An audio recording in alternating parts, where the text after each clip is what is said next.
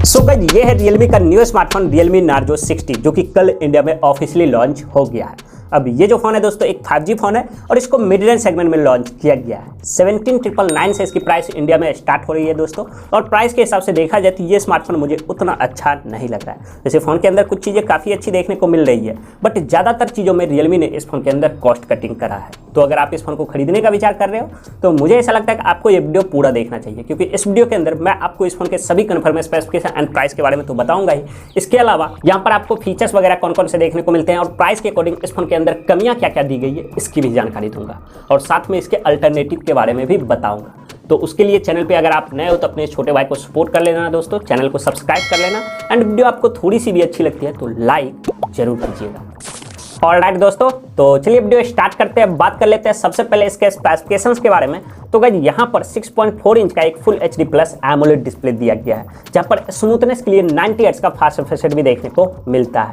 1000 nits की यहाँ पे पिक ब्राइटनेस भी दी गई है दोस्तों, और डिस्प्ले के ऊपर कॉर्निंग गोरिल्ला ग्लास 5 का प्रोटेक्शन भी लगा है। सामने की तरफ यहाँ पे पंच होल डिस्प्ले दिया गया है। टॉप लेफ्ट में एक छोटा सा पंच होल का कटआउट देखने को मिलता है, जिसके अंदर 16 मेगापिक्सल का सेल्फी कैमरा लगा है। पीछे की तरफ यहाँ पे डुअल कैमरा सेटअप दिया गया है। मेन कैमरा 64 मेगापिक्सल का है, बाकी दूसरा सेंसर यहाँ पे 2 मेगापिक्सल के देखने को मिलते हैं।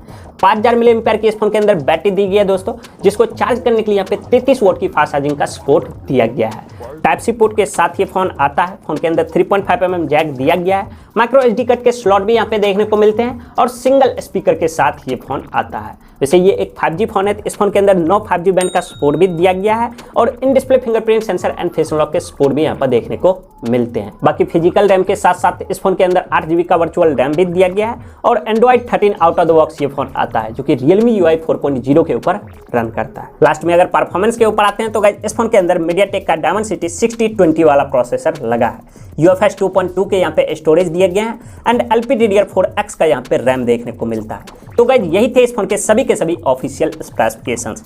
प्राइस के बारे में बात करते हैं तो दोस्तों इसको सिर्फ और सिर्फ 2 मॉडल में लॉन्च किया गया है, 8GB 128GB and 8GB 256GB। जो बेस मॉडल है 8GB 128GB उसकी प्राइस 17,999 रखी गई है, एंड सेकंड मॉडल को 19,999 में लॉन्च किया गया है। मतलब 18 और 20 हज़ार रुपये का ये फोन इंडिया में लॉन्च हुआ है, जो कि मेरे हिसाब से उतना अच्छा नहीं है। इसकी प्राइस 1500 से 2000 रुपये कम होनी चाहिए थी, ऐसा मेरा मानना है। वैसे आप इस चीज़ को लेकर क्या सोचते हो हमको कमेंट करके जरूर बताइएगा। बाकी ऑफर्स वगैरह के बारे में डिस्कस करते हैं तो दोस्तों Realme ने इस फोन के ऊपर कुछ खास ऑफर्स नहीं रखे हैं। सिर्फ और सिर्फ 1000 रुपये का डिस्काउंट मिलेगा, वो भी उन लोगों को जो लोग Amazon प्राइम मेंबर हैं। तो अगर आप खरीदने का विचार कर रहे हो तो 15 जुलाई से इसका सेल स्टार्ट हो रहा है Amazon के ऊपर। आप चाहो तो उस टाइम जाके इस फोन को परचेज कर सकते हो, या फिर प्री बुकिंग स्टार्ट है, आप चाहो तो अभी जाके प्री बुकिंग कर सकते हो। लेकिन उससे पहले चलिए हम बात कर लेते हैं इस फोन के सभी प्रोज और कॉन्स के बारे में, और कोशिश करूंगा दोस्तों इस फोन की अच्छाइयों और कमियों के बारे में जितना हो सके मैं आपको क्लियर बता सकूं, ताकि मेरे को कोई कमेंट करके ये ना कहेगा कि तू झूठ बोल रहा है या फिर व्यूज पाने के लिए इस टाइप की वीडियो बना रहा है। तो गाइस चलिए वीडियो स्टार्ट करते हैं। बात कर लेते हैं सबसे पहले इस फोन के सभी प्रोज के बारे में।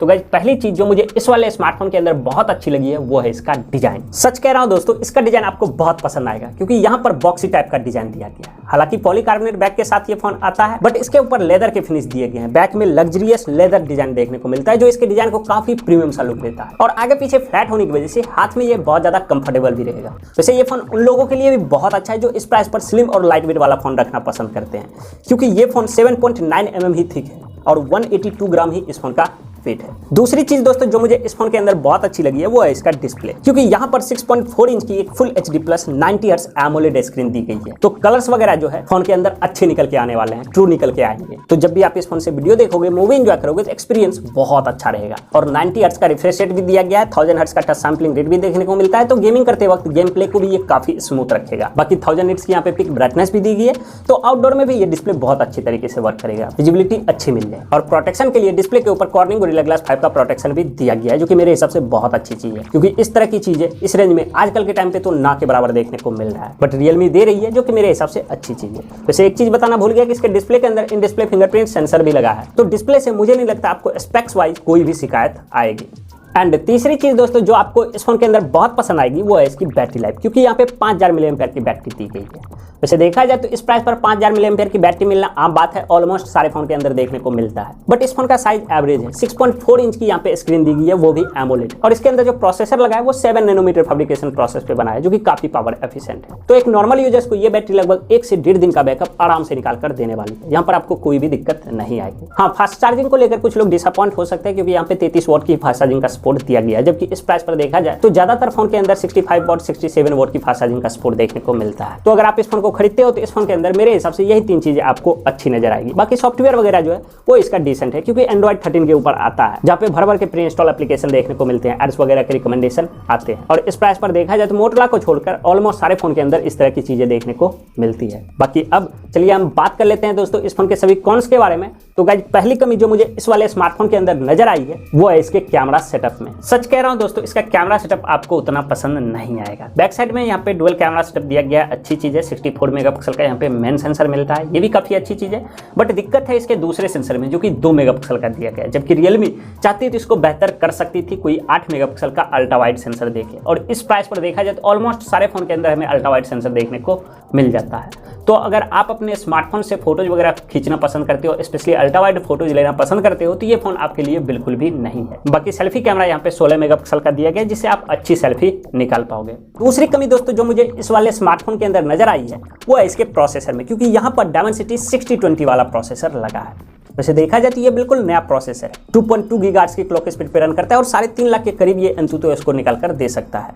तो डे टू डे लाइफ में इस फोन से आपको कभी भी कोई दिक्कत नहीं आएगी। लेकिन जब आप गेमिंग करोगे लाइक COD या फिर BGMI प्ले करोगे तो वहां पर आपको प्रॉब्लम हो सकती है। और वैसे भी ये प्रोसेसर डायमेंसिटी 700 और 800 के बीच में स्टैंड करता है, जो कि इस प्राइस के लिए बिल्कुल भी अच्छा नहीं है। इस प्राइस पर रियलमी को यहाँ पे स्नैपड्रैगन 695 वाला प्रोसेसर देना चाहिए था, या फिर मीडियाटेक डायमेंसिटी 900 वाला। एंड लास्ट में दोस्तों जो मुझे इस वाले स्मार्टफोन के अंदर कमी नजर आई है वो है इसके स्पीकर में, क्योंकि ये फोन सिंगल स्पीकर के ही साथ आता है, जबकि इससे कम प्राइस पर रेडमी और मोटोरोला जैसी कंपनियां स्टीरियो स्पीकर प्रोवाइड करती है। तो मुझे ऐसा लगता है कि रियलमी को भी यहाँ पे स्टीरियो स्पीकर देना चाहिए था, ऐसा मेरा मानना है। तो गाइस अगर आप इस फोन को खरीदते हो तो इस फोन के अंदर प्राइस के अकॉर्डिंग यही 3 चीजें मेरे हिसाब से ऐसी देखने को मिलती है जिनको लेकर आपको कॉम्प्रोमाइज करना पड़ेगा। वैसे दोस्तों अब यहाँ पे सवाल निकल के ये आता है कि क्या हमें इस फोन को खरीदना चाहिए या फिर नहीं।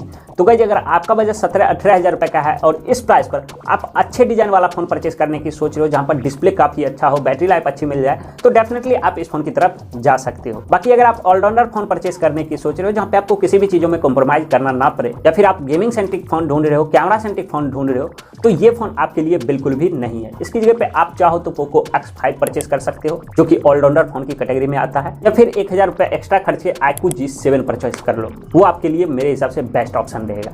तो गाइस बस इस वीडियो के अंदर इतना ही। पसंद आए दोस्तों तो वीडियो को लाइक कीजिए, शेयर कीजिए और चैनल पे पहली बार आए तो सब्सक्राइब कीजिए। मैं मिलता हूँ अगले वीडियो में, तब तक के लिए जय।